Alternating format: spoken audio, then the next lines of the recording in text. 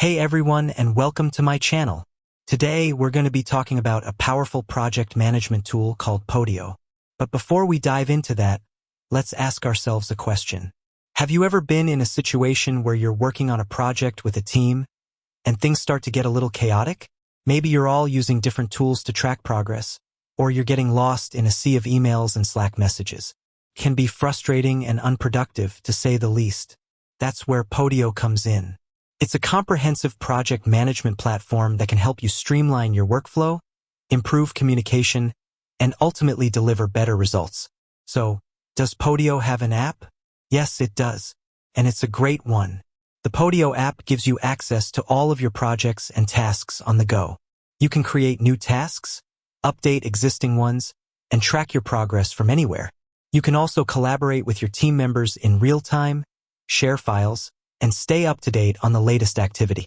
But that's not all. The Podio app also has a number of other features that can help you be more productive. Customizable workflows. You can create custom workflows to automate repetitive tasks and ensure that everyone on your team is following the same process. Advanced reporting. You can track your team's progress with detailed reports and dashboards. Integration with other tools. Podio integrates with a variety of other tools, such as Google Drive, Dropbox, and Slack. So, who is Podio for? Podio is a great tool for anyone who needs to manage projects and collaborate with a team.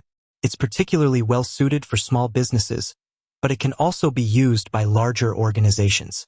If you're looking for a powerful and flexible project management tool, Podio is definitely worth considering. In addition to the app, Podio also has a web-based version. You can access your projects from any computer or device with an internet connection. So, how can you get started with Podio? You can sign up for a free trial of Podio today.